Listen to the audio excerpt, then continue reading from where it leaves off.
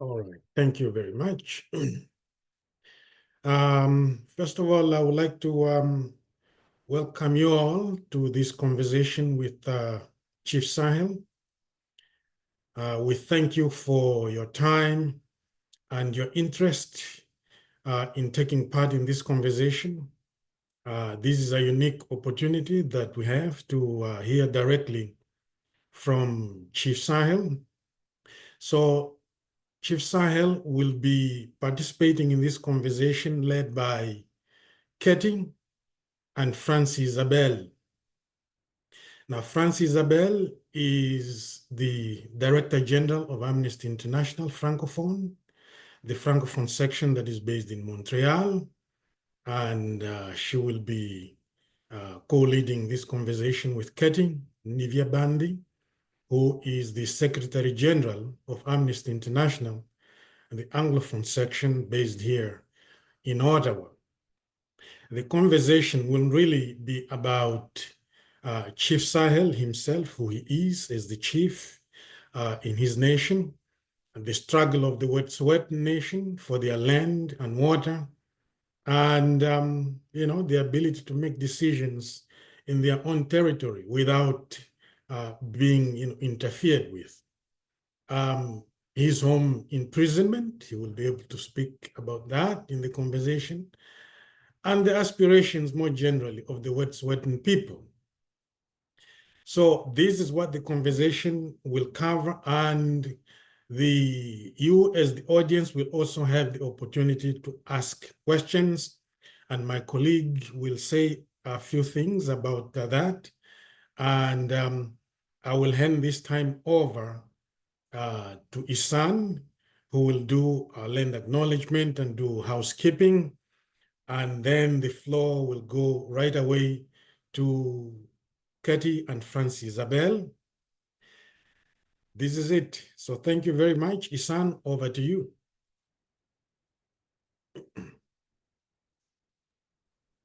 Thank you very much, David. My colleague, David Matsinye, the Director of Policy, Advocacy, and Research here. My name, as David said, is Isan Gardi, and I have the honor to serve as the Director of Mobilization and Communications here at Amnesty International Canada English-speaking section, and my pronouns are he, him. I'm really honored to be a part of this amazing team and organization and a worldwide movement of 10 million activists and volunteers working collectively to address human rights violations and injustices around the globe. Part of that work also entails that we ensure we begin our formal meetings with a land acknowledgement, which I've been asked to give here today. So I speak to you today as a settler, and I acknowledge the deep responsibility that this carries to my own ongoing journey of learning and unlearning about this country's history, and to do my part to support the work of reconciliation. Our Amnesty Canada English section headquarters are based on what is today known as Ottawa, which is situated on the unceded, unsurrendered, traditional ancestral territory and land and waters of the Algonquin Anishinaabe Nation. And their presence here dates back to time immemorial, and we respect and reaffirm the inherent and treaty rights of all Indigenous peoples across this land.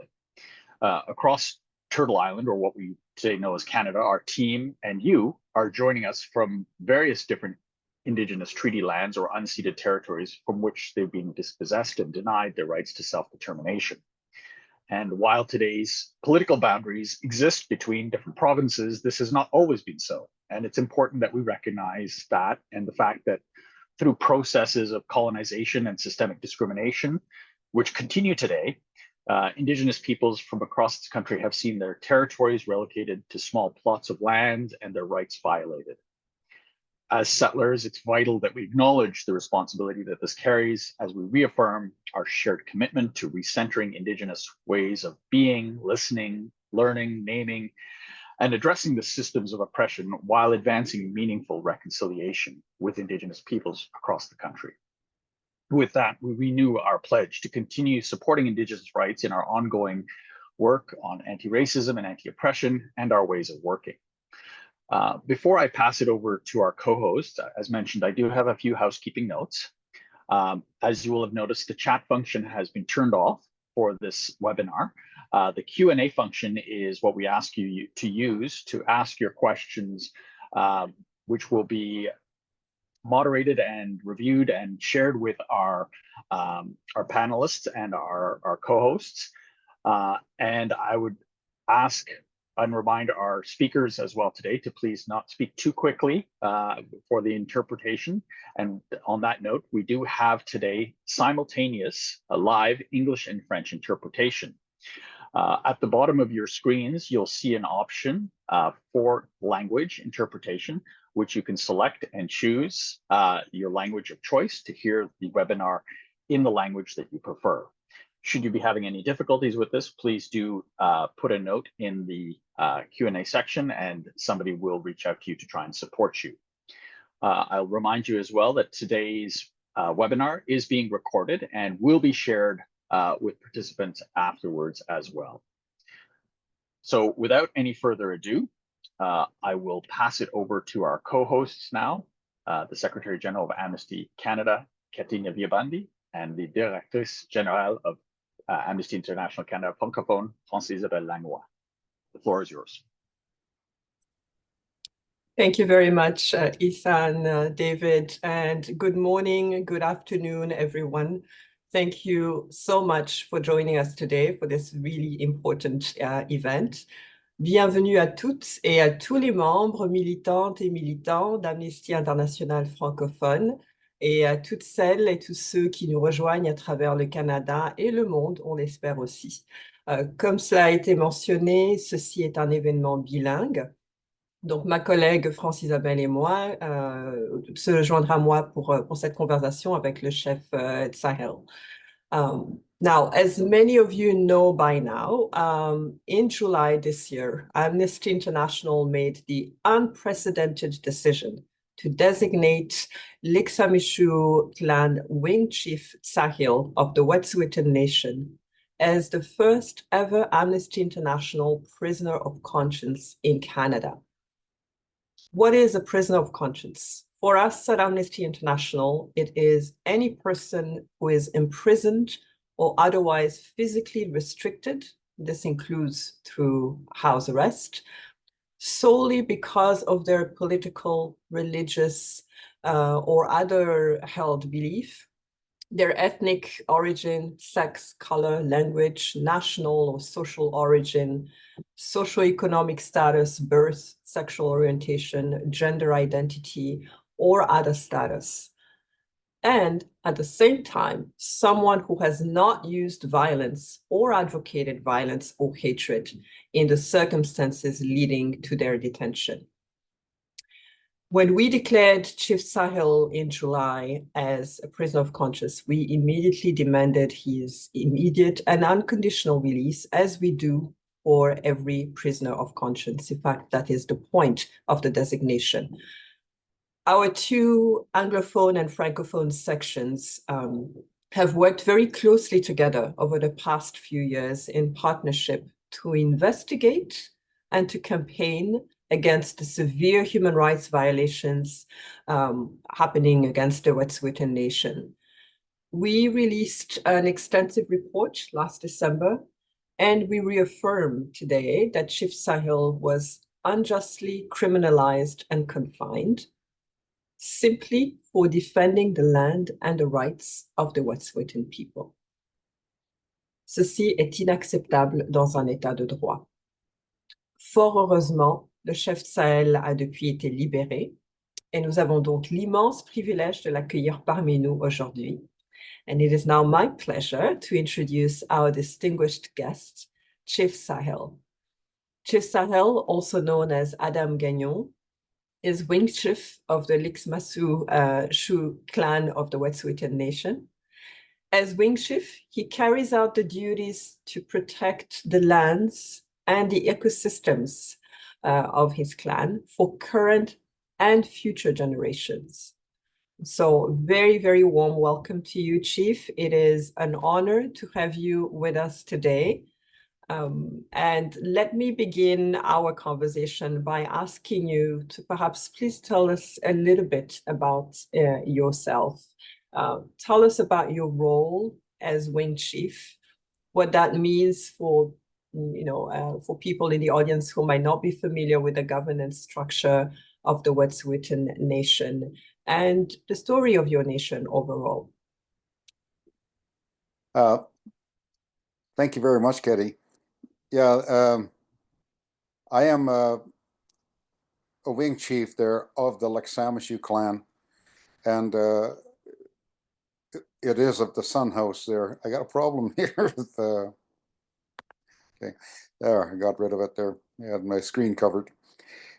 Anyway, I am Chief Dsta'hyl there of the Laksamishu clan, and I'm one of the members of the Sun House, which is one of three houses of the Laksamishu clan. The three houses is a Sun House, and the Owl House, and Twisted House, and these are the clans there that belong to Laksamishu. And we have several other clans as well in the Wet'suwet'en Nation, 5 to be exact. So and we are just one of them there that have been looking at protecting the land. And it's interesting how when you look at our history, we go back in resistance there of our territory there for the last 240 years between the Gitxsan and the Wet'suwet'en. And we have always looked at trying to protect our land. And we've always had resistance against the federal and provincial government.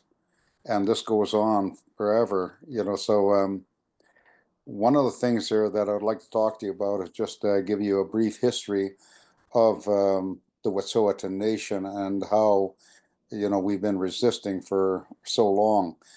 When you look at it, we were impacted very heavily there historically there by, smallpox and influenza, which, this was right at the very beginning of contact, and it basically wiped out, over 80% of the Wet'suwet'en Nation. And when you go to the further down the coast there, they've been impacted by over 95% of their population, basically desecrated through, the smallpox and influenza viruses. So when you look at it, it was very easy, for the Euro Canadian government or the colonists, to basically control us there once we've lost so much of our population. And what ended up happening is it started there in the 1800s there, where the government basically started cleaning up and moving all of our people off our traditional homelands and moving us onto reservations. So when we look at the designation of prisoner of conscience there, how somebody like myself there is given that designation, the prisoner of conscience there goes under the radar throughout Canada's history, because when they collected us all up there in the late 1800s and put us on reservations, what we were is we were confined to 2 square miles. And what the government promised us there when they moved us onto reservations there, they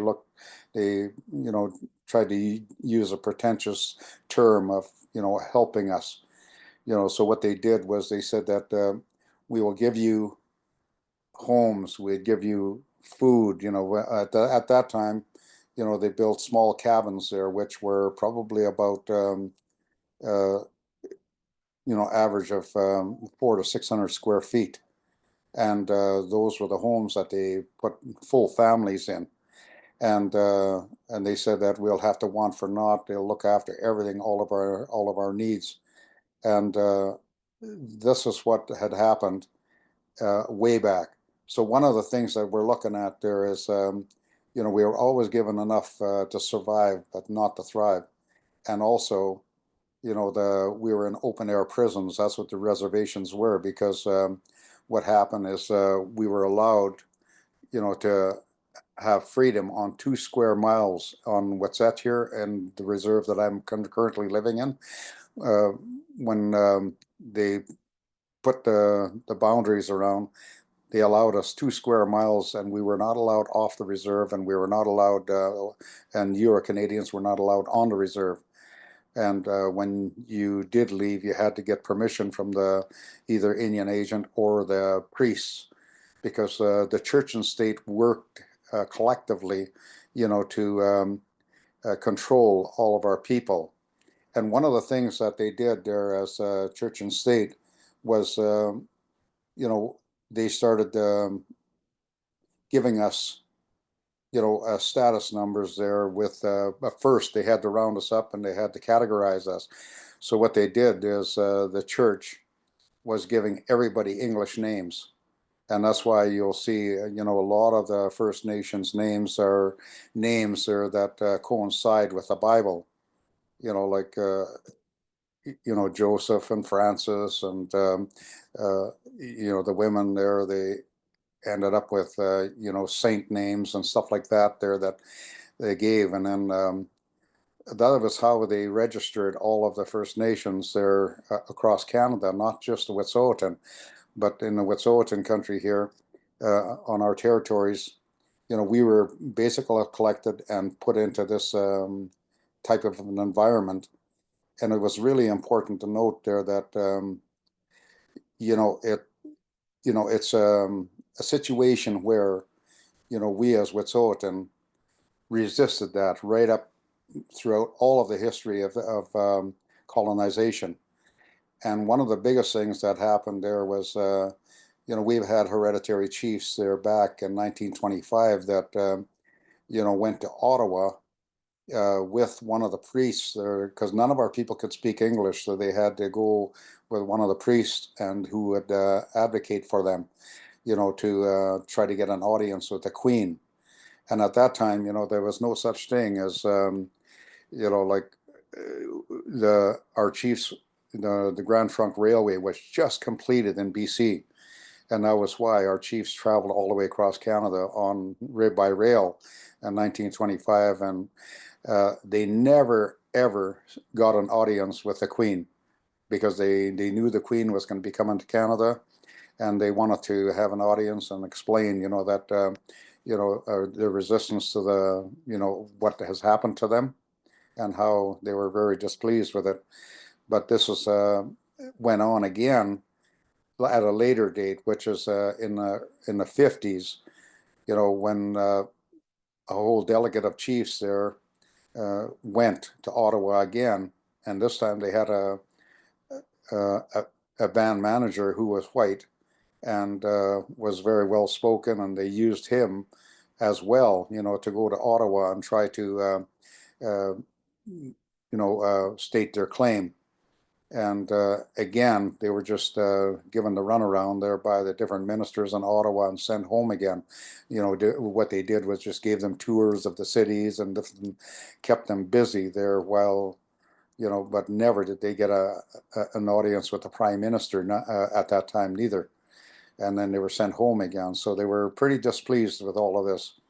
And, it goes on like, how the church and state worked there is, back in 1884, what they did was they saw the wealth of the Wet'suwet'en, and they created a prohibition there against our potlatches. And our potlatches there was a means of our governance over our lands and over our communities. And the potlatches are very, very important because, one of the things that all of our business took place in the potlatch. It was always very public, and the people there that were attending the potlatches were all witnesses there to all of the business that were conducted. And this business was done very openly and publicly, so that there was no misconceptions about what had happened and what business had taken place. And what ended up happening was the government, the Indian Affairs, and the church, had a prohibition in 1985, and that prohibition there prohibited us from having potlatches. But with the resistance of the Gitxsan and the Wet'suwet'en, they continued with the potlatches right through the prohibition. just in defiance of the government there, because they didn't feel that the government had that control to, have that prohibition to keep us from doing our business and living as Wet'suwet'en and Gitxsan people.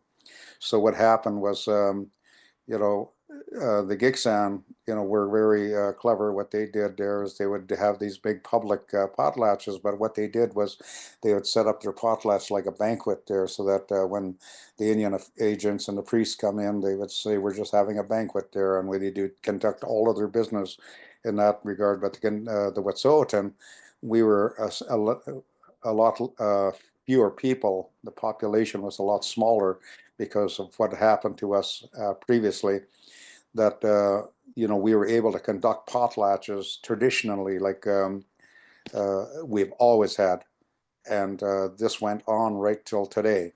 We have always had our potlatches, and our potlatches is interesting because like we were always accused of being entitled, and entitlement is something there that most Euro-Canadians and Indo-Canadians and Chinese Canadians don't understand there, because entitlement was forced upon us by the federal government when they put us on reserves and promised like they were going to meet all of our needs.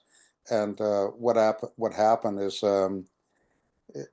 we've now suffered 6 or 7 generations of entitlement, in some cases up to 8 generations of entitlement, which was forced upon us there. So it's going to take a long time for us to heal from this type of stuff. And all of the things that I'm looking at there with the resistance on the land and everything else there is that, we're all we want is to be recognized as owners of the lands, our traditional lands, which is 22,000 square kilometers. And if you put the Gitxsan in there, you're getting up in close to 60,000 square kilometers. And what ended up happening is, we are working very, very hard to try to make sure that, the world starts advocating for us. And Amnesty International has been so amazing there with bringing the spotlight on the Wet'suwet'en situation there, and how our resistance goes back for so long. And it's important for us there to look at all of this and realize there that it was a church and state, that was trying to colonize us or turn us into basically Europeans, as opposed to keeping our own culture, and which was very vibrant, for thousands of years. So in our potlatches there, going back to that there, all of our business was conducted, but also we had the most fair taxation system. We were always accused of not paying taxes, but our taxation system was very eloquent there, because myself as a chief and all of the head chiefs of the clans always paid the highest taxes. We had to make the huge contributions towards our communities, and those were our taxes to maintain our status as hereditary chiefs. So that status was very important, and a lot of chiefs there, rather than taking as much as they can for themselves, they gave and gave and gave, and a lot of them died with nothing, simply because they gave so much back to their community. And so the high chiefs paid always the greatest taxes of all. And then the ones that had means, they paid and made contributions there to the community. And the ones that had no means at all, they contributed by physical labor, working for the different clans, and working for the elders, and working for everybody there, and working in feast halls there. These are their means of them paying their taxes. So it was really important that people understand this there, that entitlement is just something there that we were victims of, not something there that we chose in any way, shape, or form. It was inflicted upon us. So it's important there for. Chief Dsta'hyl, Okay, sorry. je vais me permettre de vous interrompre. Je vois le temps passer. Est-ce que vous avez la traduction? Vous m'entendez en anglais? Did you activate the translations? Can you hear me in English?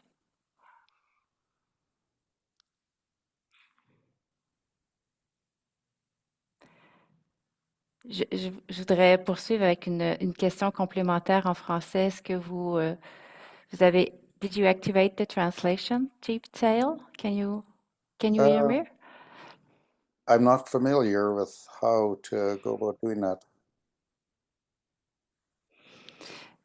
There's a little icon which looks like the.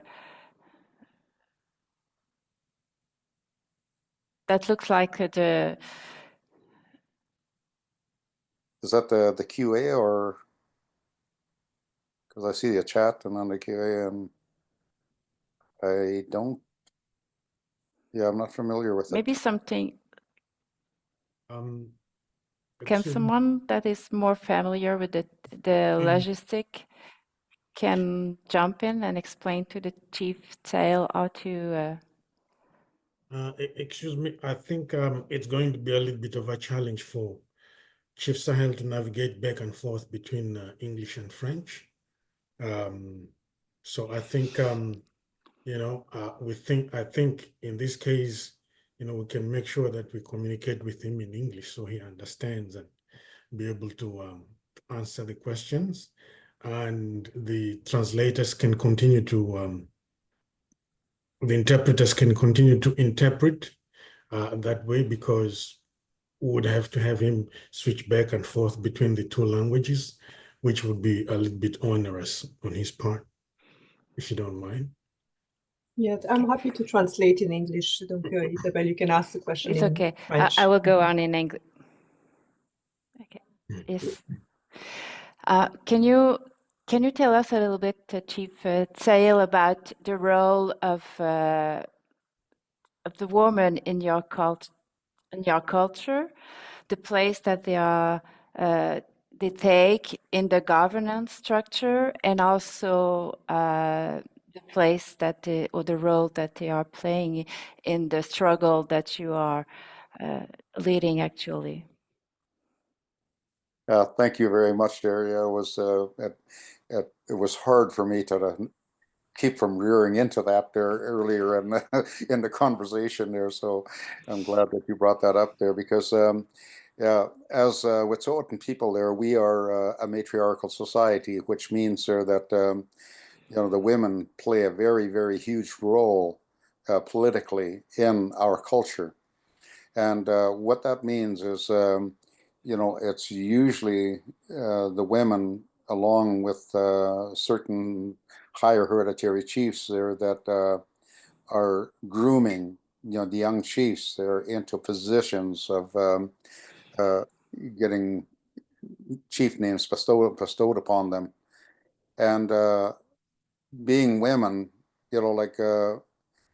just so everybody is aware of it there, I asked my mother one time, I said, we are a matriarchal society. I said, why is it that, all the men get the big head chief names?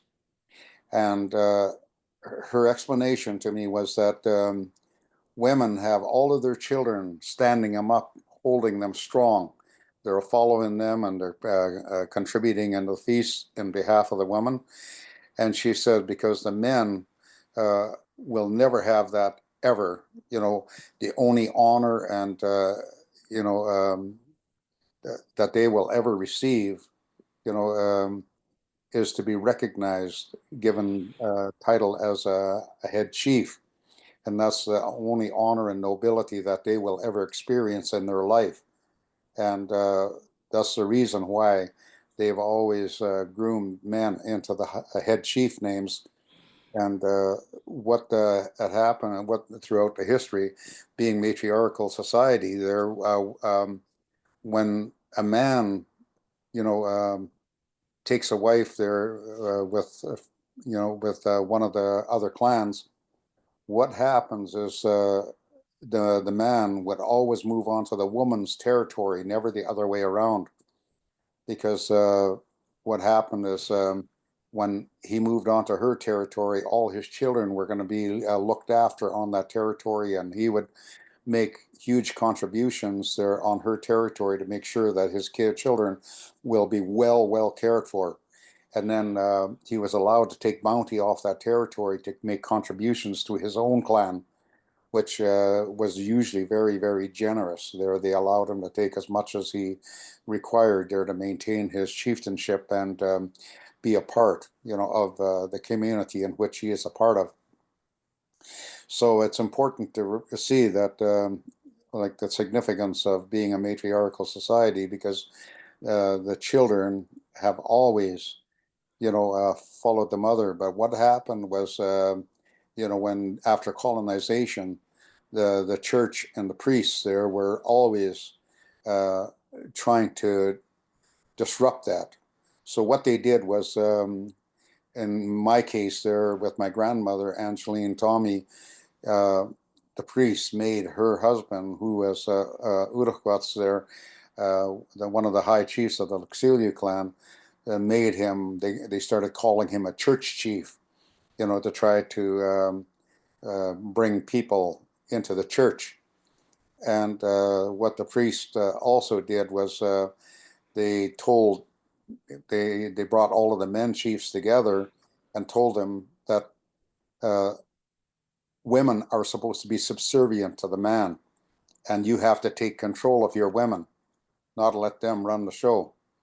So there's a lot of abuse that took place. Even my grandfather became very abusive with my grandmother over, what under the counsel of the Catholic priests. And these are the type of things that really disrupted our communities and, made things very difficult there for all the matriarchs. So, my grandmother resisted the church her whole life, right till the day she died. She never went to church, never had anything to do with it there. And when my mother had so much admiration there for my dad, her dad, she was talking to her mother about it, and her mother says, that's your dad's business there, whatever he wants, and you could do whatever you want as well. So she became, very devout Catholic as well, right up to the latter part of her life there, where she started letting go when she realized there that, it wasn't going to be a part of her children's life, because, most of us there abandoned the Catholic Church at a very young age. Myself, I abandoned the Catholic Church when I was 9 years old. So, you look at that, we were so heavily impacted by, the church and state that, it was just a complete erosion, of our culture, but we managed to, to keep the culture vibrant, by, doing the potlatches and doing our business as usual. And, we had to become very creative and very resourceful, under the circumstances that we were living on, being, confined to reservations and not having the means there to go out doing our hunting and everything else. And the Euro Canadians disrupted all of our food source too. They, when they were building the Grand Trunk Railway there, it was great to having the Carriacicani, the Wet'suwet'en, the Gigsan, the Tsimshian on board, because they got all their food from us there while the railway was being built. And once the railway was complete, they started legislating, us out of the equation by, creating like the big commercial fisheries on the coast and having all of them basically in charge of all of the fish with the Department of Fisheries and Oceans, and making it illegal for us to sell fish. But the good was fine for the government to buy fish off of all of us right till the end of the railway, and then that all changed, and then it was illegal for us to sell fish after that. So you could see that the whole fishery went underground, where we still kept selling and trading fish there right till today. And there was nothing that the government could do about it there, because that was just a part of our economy, and it has been forever. And it's the same with our grease trails. The grease trails there right up to the, into the 50s were very vibrant and active there. And there was many of our, the people that were packers on the Peak Grease Trail that were still alive there in my time. So it was quite interesting, hearing stories about them, how, they, packed their dry food and berries and all of this, the bounties from our territory down onto the coast, and they traded it for seafood and hooligan grease and all of the different types of stuff. So all of this was all a part of our trading system, and it was just really vibrant there. And right after the Second World War, one of the biggest food sources that got disrupted from us was the caribou. The caribou was they migrated all the way there from the Tweedsmuir Park, which in central BC, all the way up into the Dene territory up in northern British Columbia. And they were in the tens of thousands. There were just tens of thousands of caribou that migrated over a huge geographical area that encompassed all of the Wet'suwet'en territory and then some.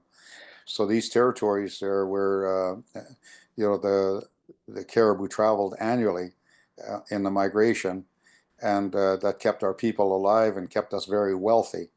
But in 1956, when the government and the industry flooded the Utsa Lake Reservoir, it wiped out and killed just tens of thousands of caribou because they didn't log any of it before they flooded, and all of the trees floated up to the top and then went to the shoreline, and anywhere from a quarter mile to a mile off the shoreline, depending on the elevation, the trees just turned into massive dams and blocks for the caribou. When they tried to swim, they would land on all of these debris that was floated to the shore, and they would get exhaust themselves and they would all die. So back in 1961, there was one of the professors that I worked under. He said his first job was working for Alcan Aluminum, and they flew him out there onto the territory with a canoe and a colleague, and he said they started, he said in 5 miles in the first week that they canoed, they counted over 500 caribou carcasses there that were caught up in the timber that were completely blocking their migration route. And he said that when he brought it back to Alcan, what ended up happening was they shut them down because it was so damning to them. So these are things that went on through government and industry and state. First it was government and church, then it went into government and industry, and right till today, it's industry and government that are working hand in hand to basically keep us from, getting our territories recognized by the Canadian government, because they've been Chief. so efficient at divide and conquer that we are in a situation now where, we have to use, we've always Chief, used. if I can just interrupt you briefly, Chief, because we're about to just go straight into that. You painted a very vivid picture of the history of colonialism and its enduring impact to not only your nation, but your ways of life, to the environment, to, obviously the spirit animals that were living in your community, to the gender relationships in your nation as well. So a complete attack and destruction of your ways of living, and how that translates to severe violations, again, of these ways of living today. Before you maybe talk to us a bit more about what is ongoing today in the work in which we've been engaged together, I wanted to ask you, you've just completed a 60-day house arrest imposed by the BC Supreme Court. Can we first check in with you? How are you doing, both physically and mentally, after enduring such an unjust restriction of your own rights? That is interesting there, because I have a lot of mixed feelings on it there, simply because when the court system is built in such a way and designed in such a way that it they have to protect, colonial law.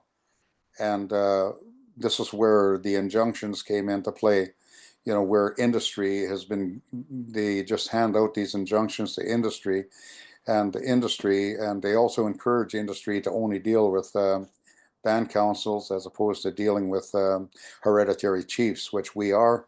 And by dealing with band councils there with the, for example, with Coastal GasLink, where it started there back in, in 2018 there, what happened was, they were getting resistance there from Unistoten, which was,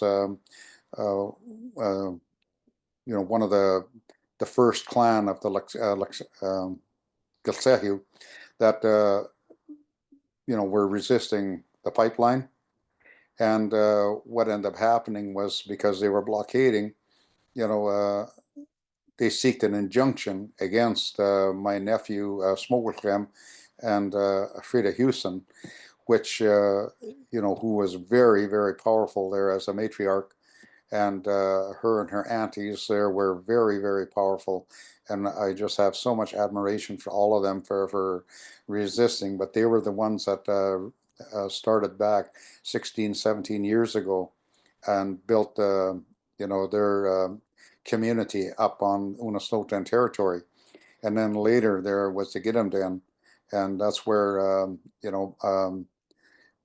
Slato, Molly Wickham, they set up with her chiefs, Was and other chiefs there, that they started their resistance against the pipeline as well.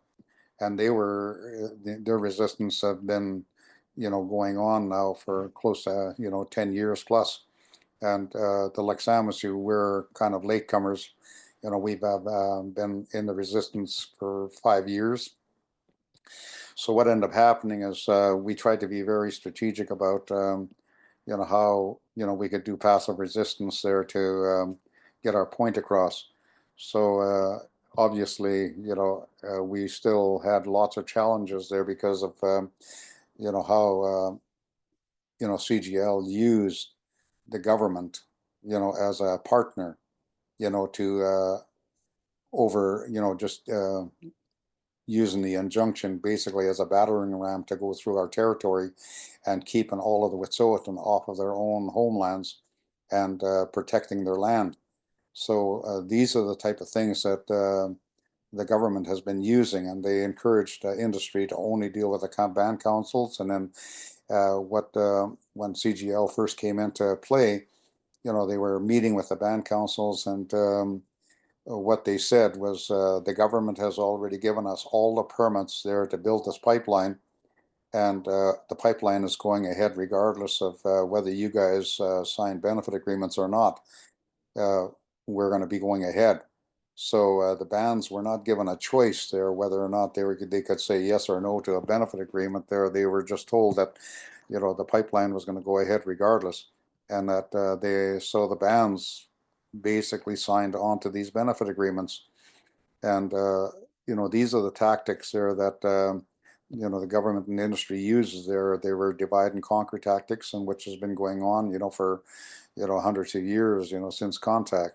So these are problems that we're faced with there. So my court case there, when they arrested me, it was going on for just shy of 3 years from the time of my arrest. And just to keep me off the territory, and they arrested the other chiefs as well, like Slato and Frida, and just to keep them off the territory and until the pipeline was built. So they just kept remanding our trial, our court case. They just kept moving it back, moving it back, moving it back. And then bang, the pipeline was completely finished. And we finally get heard in court. So these are tactics there that have been used. And then throughout that time, we've had so much, problems with the RCMP.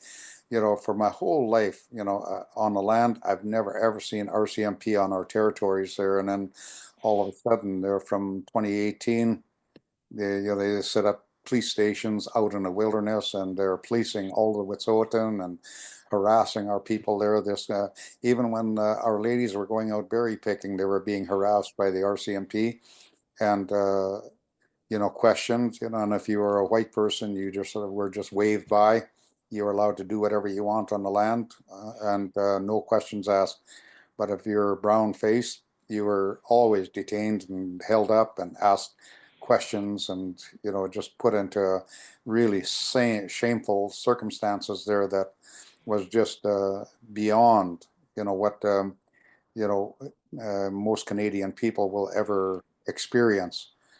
And it came basically from Ottawa, with the Attorney General level there, where they created that the lethal task force just to deal with the Wet'suwet'en. And the intent, I believe, was very dastardly placed there to I think they wanted to make an example of us there. That's why they sent the lethal task force out to try to provoke us into violence there, so they could eradicate us. And they did that at Justice and Lake there, where the Attorney General of BC at the time gave the orders to shoot to kill, and the RCMP gave several thousand rounds over half a dozen people, and they said that was just divine intervention, that none of them got killed. One guy got wounded on the arm, but there was a lot of our hereditary chiefs that came from the Gigsan land, Wet'suwet'en, and other parts of the world that intervened in that altercation, and all of the people walked away alive.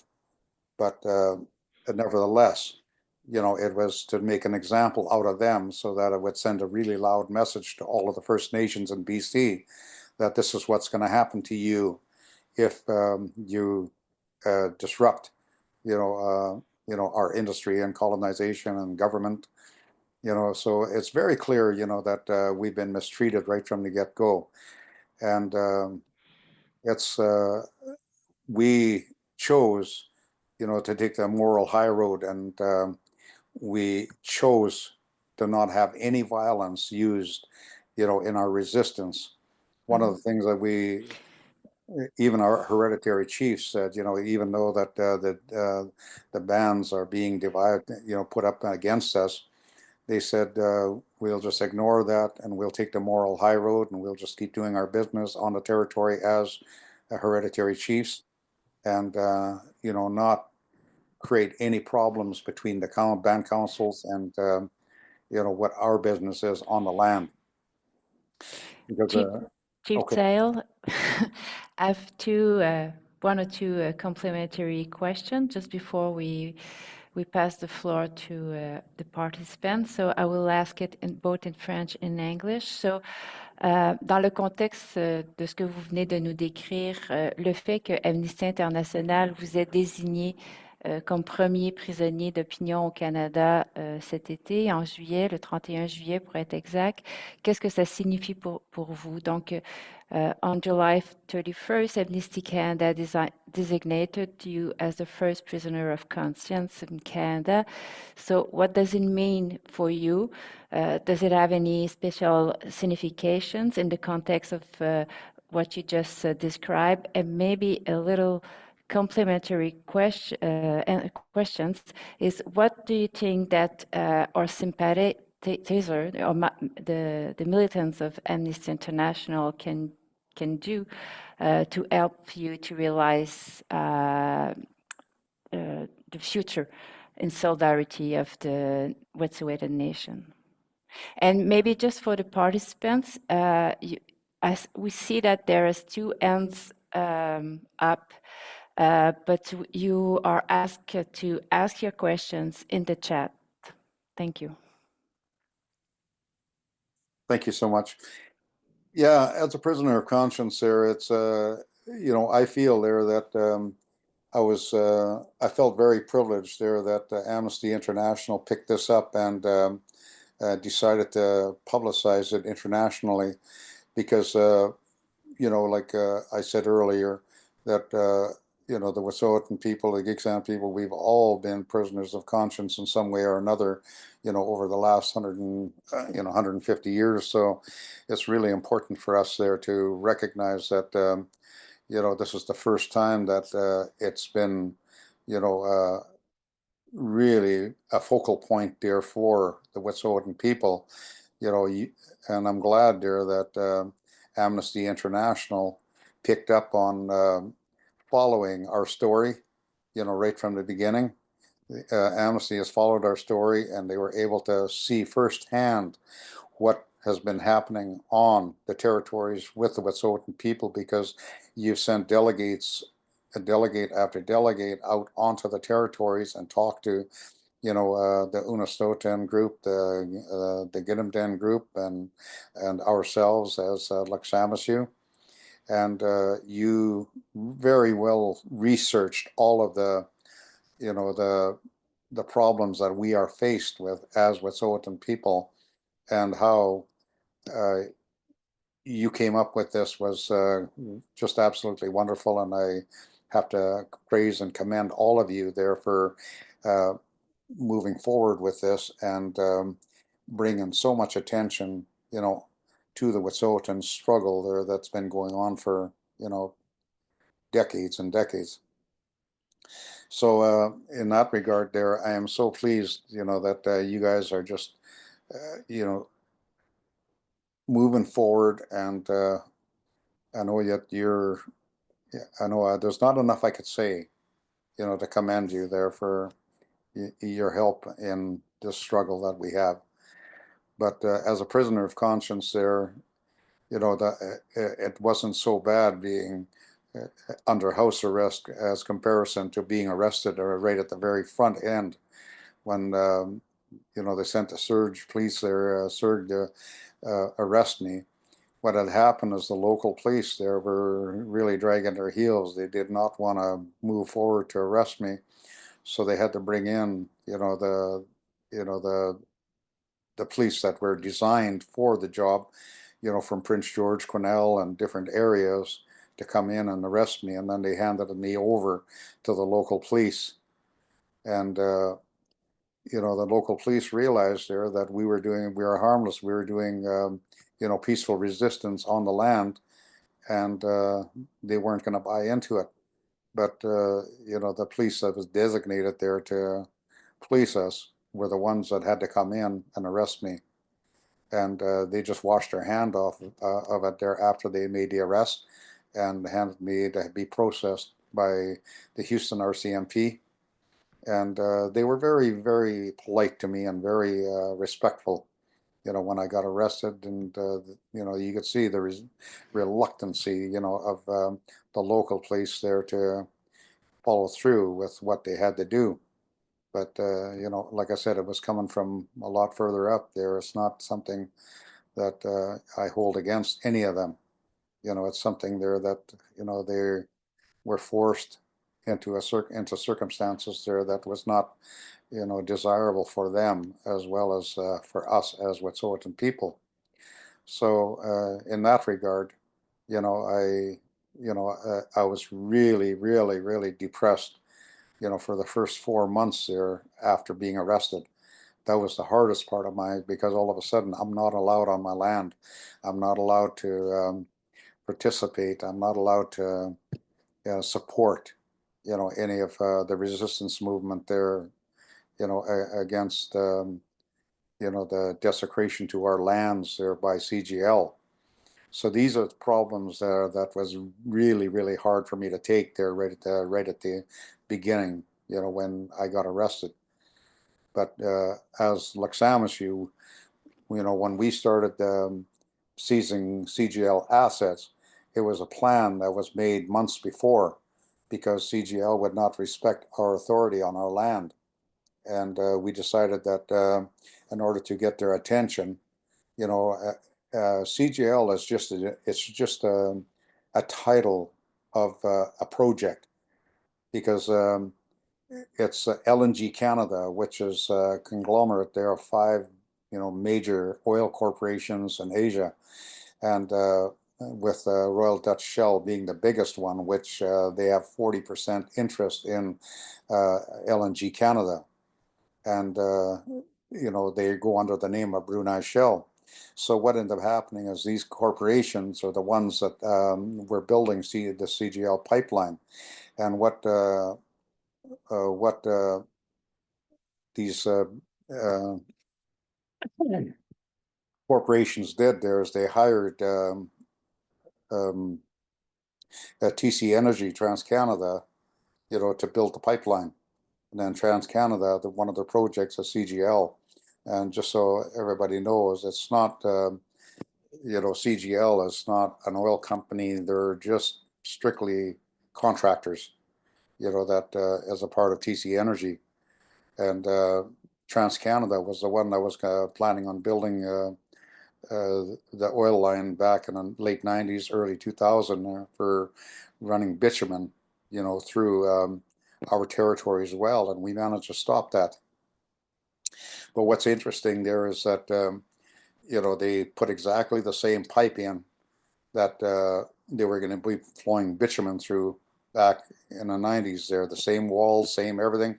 And the way the federal government designed it was they just standardized the thickness of the pipe, the wall of the pipe, in order to accommodate any type of product that they're going to run through.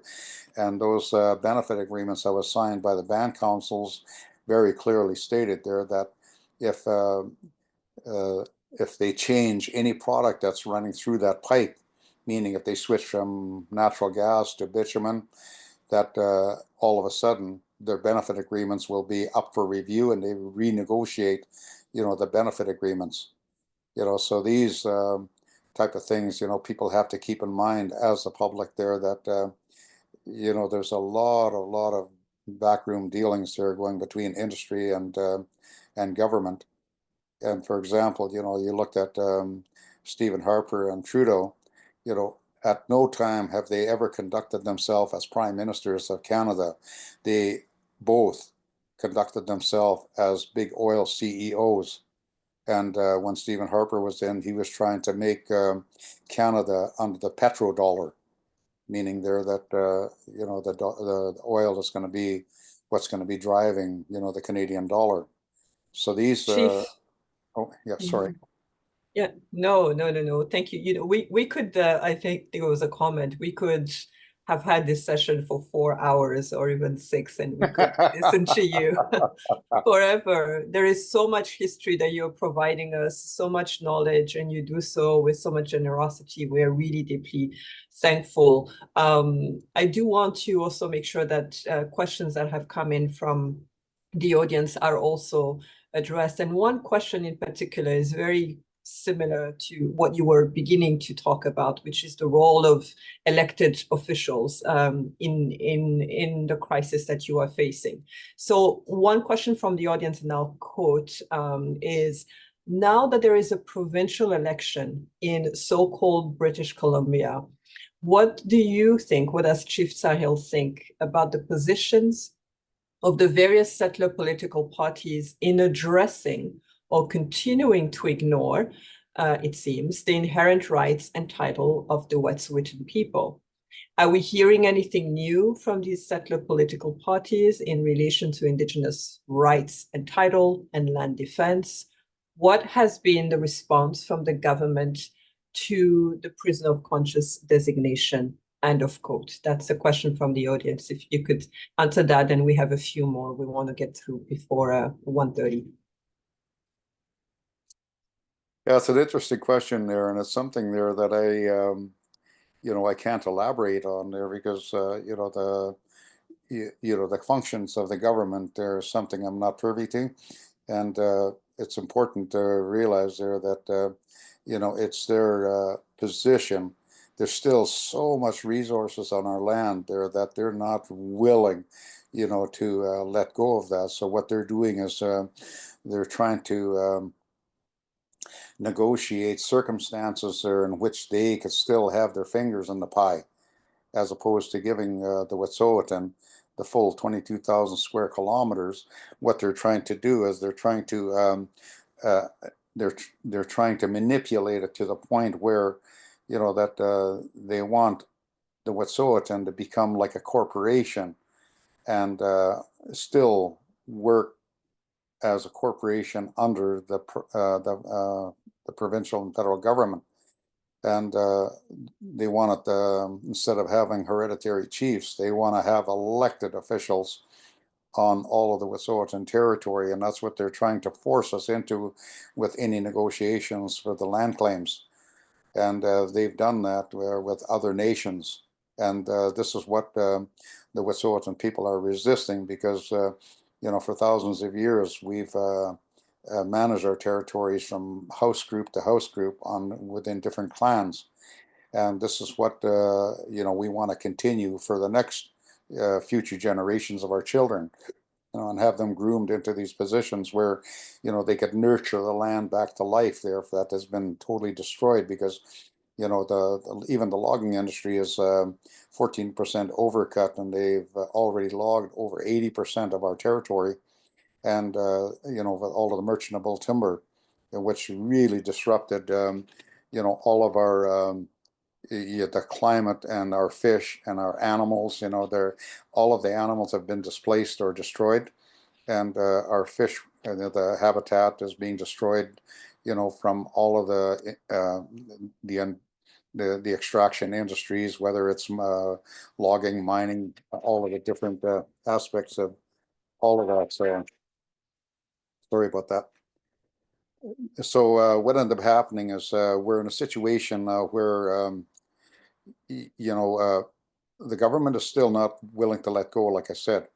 And because just for mineral claims, for example, you know, like the government's own stats say that there's over $80 billion worth of minerals on Wet'suwet'en land, you know, so they're not going to want to like let any of that go. So that's why we're having so much resistance there with that MOU, having it signed off, is because how much resistance is coming from the government. And you know, they got their lawyers, you know, dealing with our hereditary chiefs, and it's really important for us to, you know, stand our ground and make sure that, I think the most important thing, I'm going to change the subject a little bit here. The most important thing is that we're going to need other countries to come and step in and recognize Wet'suwet'en autonomy, and we have to be recognized as our own little country here between the Gitxsan and Wet'suwet'en. And it's important there that we figure out a means of doing that, because Canada is not going to let go. Yeah, and they've claimed, you know, fictitiously, you know, just under 1 billion kilometers of land in Canada, and BC claims just under 1 million. So you look at the 22,000 square kilometers of Wet'suwet'en territory, you know, we're 2.3% of British Columbia. And the resistance of giving us our land back is just so horrendous. It's just unbelievable at this day and age. And, you know, the amount of shame, you know, that we've put on the government, that they're still resisting, you know, just signing over that 22,000 square kilometers and giving us our autonomy. So in that regard, I think it's really, really important, you know, to where the world, people of the world, you know, if there's other governments around the world that are noble and would recognize, you know, the Gitxsan and Wet'suwet'en as their own country. Yes, and let me follow up on that. There's a question from the audience that asks, why aren't Indigenous nations that hold inherent rights on unceded territory not suing the Canadian government or corporations for causing damage to their territories and violating their rights? Wonder if you could speak to that. It sort of alludes a little bit to what you were mentioning earlier. Well, that's what the hereditary chiefs did back in 1971 when we engaged in the Delgamuukw court case. Was we took the government to court, and throughout, you know, when we were going through the Supreme Court of British Columbia, you know, what ended up happening is, you know, the court kept challenging us there on our ownership of the land. So what we had was one prima facie case after another, and the Gitxsan and the Wet'suwet'en won every single prima facie case there against the province because they had the stories on the land. They knew where their territories were. They knew where everything was. And what ended up happening there when the decision came down, it was not a favorable decision on the Wet'suwet'en there when McEachern, Chief Justice McEachern, disallowed all of our oral evidence and said there that, you know, that's inadmissible. And we had to appeal all of that and go right to the Supreme Court of Canada. And then, you know, the 5 Supreme Court judges there made it very clear that, you know, that the Gitxsan and Wet'suwet'en territories, you know, the title and rights there predate, you know, the federal and provincial crown. So what ended up happening was they bounced it back out into the political arena because being a colonial court system, you know, they could only recognize our ownership of the land, but they couldn't give it to us because we already own it. So they said that, you know, that our title and rights has never been extinguished and is still in place. But neither the provincial or the federal government will accept that. So what they did is they tried, we went to land claims negotiations. We stayed in the land claims negotiations for 5 years, you know, from 97 to, well, it's close to 6 or to 2003 when we walked away. And what had happened was the federal government and provincial government were using unfair negotiating tactics against the Wet'suwet'en people in these negotiations, where they had what they did was they had a land selection model that was that they chose themselves, and they wanted to only give us 5% of our 22,000 square kilometers. And they said we could pick any areas that we want over our whole 22,000 square kilometers and claim it, and they'll sign it over to us.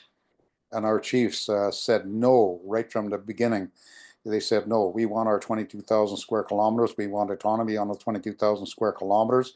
And what ended up happening was our chiefs, you know, when they started using those unfair negotiating tactics and trying to make us negotiate in a box that was created only by them, it was really important for us there to walk away at that point in time, because we were just spinning our wheels in the mud and nothing was happening there. And the resistance, like I said, from the federal and provincial government is just way beyond belief. So, and so in light of that, Chief, here's another question from the audience. What legal or constitutional changes are needed to correct the situation that you and the Wet'suwet'en people as a whole have endured for so many years? And I'll ask it in French as well. Donc, quels changements juridiques ou constitutionnels sont nécessaires pour corriger la situation que vous et votre nation, la nation Wet'suwet'en, endure depuis tant d'années? Could you speak to that? yeah, I think there has to be really significant changes to the whole Canadian judicial system, because, you know, at this point there, you know, the Wet'suwet'en, we've had our own laws there that were handed down for thousands of years, and we abide by those laws in-house. You know, all of the Wet'suwet'en recognize, they understand those laws, and they respect them, where the colonizers do not respect our laws. And it's going to be very, very crucial there that, you know, all of the Wet'suwet'en, Gitxsan laws, all of them are going to be recognized by the, you know, colonial court system and be adhered to. But right now, the whole colonial court system is just based on protecting the status quo, meaning there that, you know, the colonizers have the last say. So what we're faced with is white supremacy in Canada still right at this day, where you know, they want supremacy over all, you know, First Nations people. And you know, they forced us into becoming all legal Indians with the church and state, you know, when they started giving us English names and giving us status numbers, you know, they just tried to create that whole legal Indian status there for our people, and a lot of our people have bought into it, which is very unfortunate there because you know, and they're now, like the band councils and stuff are, you know, fighting protect the status quo of the federal government, because all the band councils are is you know, puppet governments for the federal government, and they're an administrative body there that has always is just working on behalf of the federal government. And that's why the government, the federal government and the provincial government is trying to create little treaties with band councils as opposed to dealing with the Wet'suwet'en hereditary chiefs, because you know, we're not going to, you know, buy into that concept. And we've been resisting, you know, and that's what the whole Delgamuukw David court case was about. And right till this day, we are still resisting. Another question from the audience, Chief, is more around the role of the private sector here. Do you think CGL security, this is the question, do you think that CGL security were involved in entrapment by blatantly ignoring environmental laws? And what has the role of the private security been in all of this? End of quote. Donc, pensez-vous que CGL Sécurité a été impliqué dans un piège en ignorant de manière flagrante les lois sur l'environnement? Et quel est le rôle du secteur de la privé de la sécurité dans tout ceci? Well, I think that I know you have a lot to say about that. Yeah, CGL has been, you know, they what they did was they tried to, you know, create a scenario that they were in desperate in need all the time. When I'll just use the example of when my arrest took place. My arrest took place because they said that they couldn't get water into their camp, and they couldn't get their sewage system pumped out, which was a complete lie, because and they convinced the RCMP of that, and the RCMP bought the hook, line, and sinker, even though I told the RCMP that is a complete lie, because they had a beautiful road constructed all the way, you know, from Kitimat right to the camp. So they had, you know, and it was, we talked to one of the engineers for CGL, and he was from France, and he just said, oh, beautiful road. He says, that's the way I come in all the time. And he says, that's the way they bring in a lot of their food supplies and other things. And yet, you know, they basically lied to the RCMP and created a scenario that they were in dire needs there, that all of their, you know, the people that were in camp, you know, are going to be in dire needs. And, you know, the cops played along with it. And they, you know, and this went on, and it also happened when they got the eviction notice there up at Camp 1A. You know, they, you know, made all of these horrendous lies there, and it was collaboration with the RCMP. You know, that you know, they were able to bring in, you know, all of the lethal task force and all of the helicopters. They're fully armed, you know, a dozen snowmobiles with military personnel there that were just coming in and surrounding us and pointing all of their automatic weapons at us. And, you know, like I said, you know, they were just tactics of provoking, you know, but we didn't buy into it. We were able to stand strong even under all of that pressure. And that's where I have to hand it out to all of the land defenders there that were supporting Frida and Molly and myself. It was really important there that these land defenders get massive recognition there, because a lot of them, you know, they came from all the way across Canada. You know, for example, the Mohawks, for example, were just they had an alliance with the Wet'suwet'en, and they've had that since the 90s when you know, Kanawaki happened, where, you know, the Canadian government declared war on the Mohawk.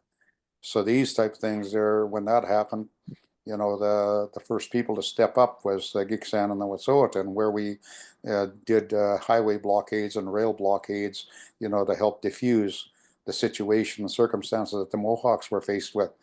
And they never forgot that, you know, and they returned the favor by supporting us there when they did shut down Canada. The Mohawks and all the First Nations right across Canada were just so instrumental and in support of the Wet'suwet'en people. And we are so grateful for that there. And there's just not enough that could be said, for all of the people there that stepped forward and were helping us. And Mhm.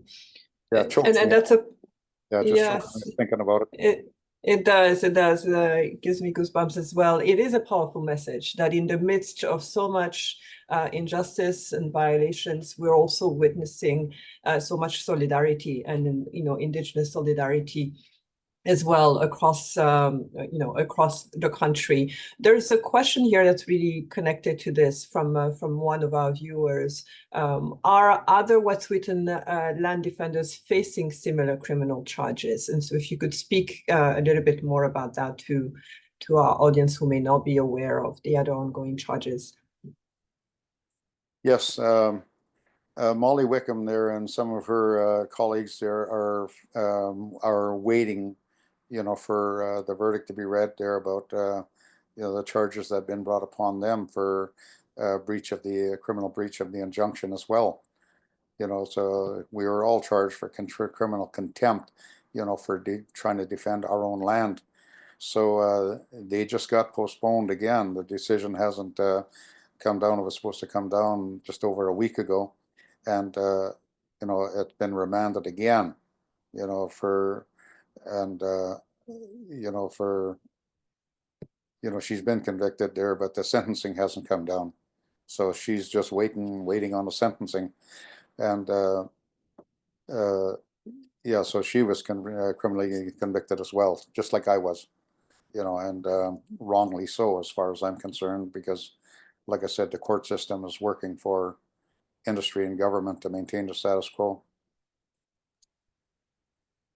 Yeah, we're slowly approaching the end of this fascinating conversation, Chief, which we all agree could go on forever. I wanted to ask you about the future. We've spoken about the past, the very painful and enduring history. We've spoken about the violence of the present. Can we talk about the future for a second? What is your vision for the future for the Wet'suwet'en people and your land? What would you like to see happen for a more just and equitable future? Et en français, pour tous nos membres et sympathisants qui sont ici, quelle est la vision, je demande au chef, quelle est sa vision de l'avenir pour le peuple Wet'suwet'en et pour son territoire? Qu'aimerait-il voir se produire pour un avenir plus juste et plus équitable? Over to you, Chief. Thank you. The Gigsan and Wet'suwet'en are basically one people, and we have been for thousands of years. We've collaborated and worked together, and pretty much all of the Wet'suwet'en culture was borrowed off the Gigsan, and that stretches all the way into the Nanotane and all the way into the Karistakani. The names have come from the Gigsan. Like we are, of Athabascan descent there, so our language group is one of the largest language group in all of Canada, because the Dene up north all speak the same language as the Wet'suwet'en and the Nanotane, and all the way through to Karistakani, right down into the Navajo in the U.S. And even the Navajo, that's just a white man name for them. They like to be called Dene as well, because they know their history. But in regards to what our future should look like, is very clear that the Gigsan and the Wet'suwet'en, should be a separate country from Canada. There's no way that we should be under the flag of Canada, because we know our lands, we know our history, we know what we are capable of as a nation. So it's important, you look at what the U.S. did there during the Second World War, where they gave Israel, a walk of land there that, wasn't theirs, but and that was by, them investing so much money into Truman's campaign that they got that land. And it's interesting there that Israel is exactly 22,000 square kilometers as well, same size as the Wet'suwet'en territory. Which was, you look at the trouble that's happening there, and it's important there that, we never ever, be in the same circumstances as that, and which never will happen, because, you know, we're a very peaceful people, and we have been. That's why it was so easy for the Euro-Canadians to occupy our territory, is because we were always so generous and we were always helping them. When the colonizers first came, you know, a lot of them would have starved if it wasn't for the Wet'suwet'en feeding them and keeping them alive. And you hear a lot of the old timers there that, you know, from the Christian church and different places there, that you know, how our people, you know, it wasn't for our people there, they would have starved and their families would have starved, because our people were, you know, we had resources on our land and we were able to share it with the colonizers, you know, the different settlers that settled on our land. We were very generous and we were very open and we were very welcoming. And that was basically what caused our demise, is that, you know, we were very generous, and we never said the land was ours. We never said that mine, like the Europeans do. You know, we always looked at the land. We belong to the land. We belong to the land. We nurture the land. We look after it, and we make sure that the land is going to be there for generations to come. So I think it's really important there that whether it's a European country or one of the Asian countries like Japan or somebody, that if they step up and recognize us as a country of our own with autonomy, I think that's going to be really, really important, a really crucial step, because we could see that it's not going to come from Canada. It's not going to come from BC. You know, they're not there. They're just going to resist. So I think that would be the next step, because we talked about that since the 80s, and we come very close at one time, but you know, I don't want to go into any details about that one, but it didn't end well. Thank you so much, Chief. I do want to remind our audience that many of the of what the chief has spoken about and asked for is codified in international law, and is codified in many obligations that the Canadian government needs to put in place. One of these instruments, of course, is the United Nations Declaration on the Rights of Indigenous Peoples, which affirms the right to self-determination and self-governance. If you don't have the declaration close to you, I urge you to get a copy, read it, find it online, and familiarize yourself with these rights that Indigenous peoples have fought for so long across the world. Chief, I hope you're seeing all the love hearts that are filling up our screen and the support that is coming to you. I'll now pass it to my colleague, France-Isabelle, to close us off with a few words. Thank you, Katie. Thank you so much, Chief Dsta'hyl. Merci, Chef Dsta'hyl. Merci à tous les participants et participantes qui ont été avec nous aujourd'hui. J'espère que vous avez apprécié. I hope that you appreciate the conversation that we did have with Chief Dsta'hyl. It was very informative for every one of us. And maybe in closing, I would like to first, thank you very much from the bottom of our art. As you can see, there's a lot of art going up in the screen. Starting by acknowledging that myself standing on lands that are part of an ancestral territory that has long served as a place for live meetings and exchanges between Indigenous peoples, notably the Kanyen'kehá:ka Nation, the Mohawk Nations, and I hope that we honor, respect, and recognize correctly these peoples, the territories, and the water where we are gathered today. So once again, thank you very much, Chief Dsta'hyl. Merci à tous les participants et aux participantes. Et on demeure en solidarité avec vous. We still are in solidarity with the Wet'suwet'en nations, and we continue to work with you and support your struggle. Thank you very much. Thank you so much, Sharon. I see all these hearts, and I just want to tell everybody in the world and Canada that are watching this there that all my love and blessings to all of you. And yeah, it's just really heartwarming to see you know, the support that we have. Yeah, and my love to Amnesty International and all of the participants there of this webinar. the amount of work that you've put into, making, to bringing the awareness to the world in regards to the Wet'suwet'en situation. And I hope to remain as partners with you people there right till the end, because I think it's just so important, the work that you do. I was telling my nephew this morning how, I used to listen to CBC all the time, and I would listen to all of these different amnesty reports there that are going out, and long talks, and it just fascinated me listening to you guys there. And this was going back years, so yeah, you guys do beautiful work, and I'd just like to commend and thank every one of you there, and all my love and blessings to all of you. Thank you so much. Thank you. You have a lot of thank you words in the Q&A coming from the audience. Thank you. Thank you so much.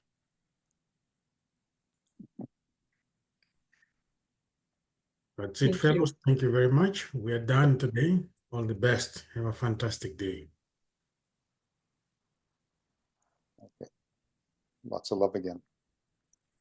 Cheers. Cheers.